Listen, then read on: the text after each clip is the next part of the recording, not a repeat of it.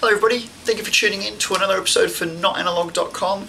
Today I'm looking at an ultrabook. In fact, it's HP's first ultrabook, and this is it here. It's quite a thin unit, looks quite good as well.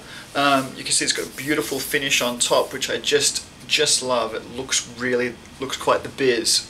To give you some specs overall before I get right into it, it is a 13-inch ultrabook, hence the Folio 13 name. 128 gig solid state drive. It's got an i3 Intel processor which has 1.4 gigahertz. I would have preferred an i5, but for everyday use, just light use and things like that, the i3 will be fine. 4 gig of RAM, and it's got a 64-bit Windows 7 OS on there as well. Dolby audio, which actually is extremely good. Very loud, very clear speakers. It doesn't have the Beats audio that you see in other HP units, but with Dolby audio it's still really good. What else can I tell you about the screen? The screen is a 1366 by 768 resolution. Again, I would have preferred a slightly more high definition. I'd love to see a 1080 screen in the ultrabook, but you really don't notice it. It's a very sharp picture, and it looks quite good. What I want to show you is I actually want to boot it up for you, because I want to show you just how quick this laptop boots up.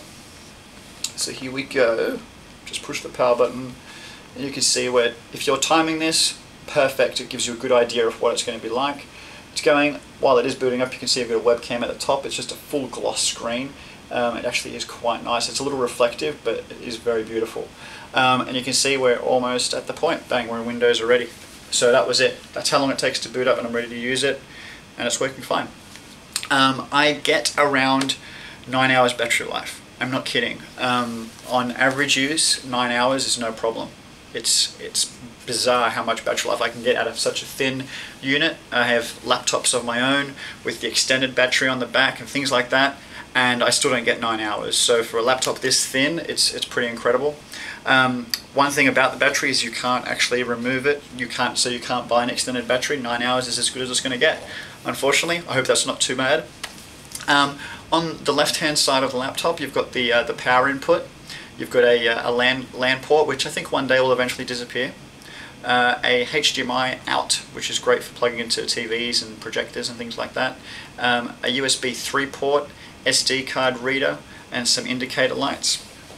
On the other hand side, you've got just a USB 2 port and the mic and headphone universal jack. On the very back of the laptop, it's nothing. It's completely smooth, and on the front, there's nothing also.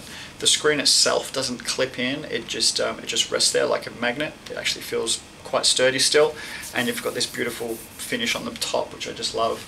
And on the bottom, you can see it's just plain. It doesn't actually heat up either. One of the things I get scared with laptops, and I don't like about them sitting on your lap, is that you can get really hot legs, and this one didn't seem to generate the heat. One other comment about it is the charger.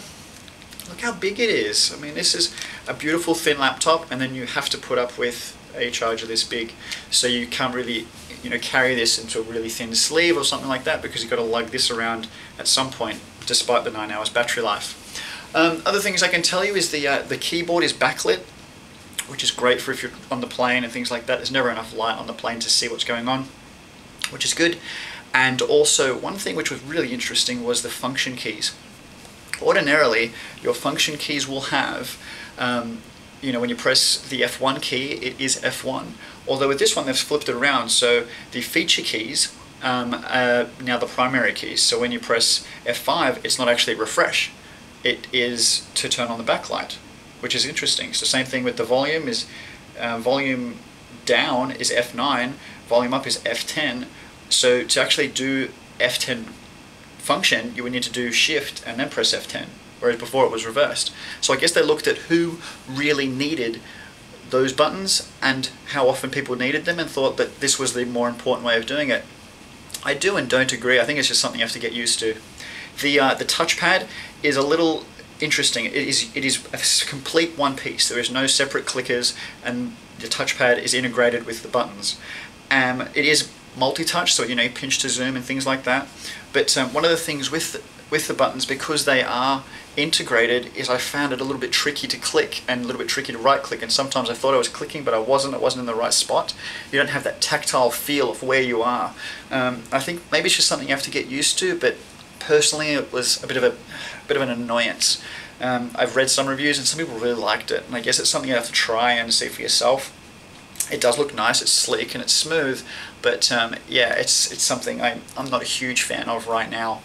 Besides that, this laptop's really neat. Again, I'd like to see an i5 processor. I think for real people who want to do real work, you do need it. Obviously, if you don't know already, there is no DVD drive or Blu-ray drive, etc. in the device. It is an ultrabook. It is the world of not needing CDs and discs. I mean, once upon a time we got rid of floppy drives. Some people didn't like that, but guess what? We don't need them anymore. Most things now on USB discs, or they're online. It's that simple. The DVD, the CD for software and data is dead, I believe, and I think ultrabook is really where things are going. You know, we once had a bit of a world of netbooks. I think that's dead. You would not buy a cheap, dirty netbook anymore. You'd probably buy a tablet to replace what limit that thing could do, and I think the ultrabook has really changed the game. It's so portable, and because it boots up so quick, you almost think about why would you need a tablet and an ultrabook.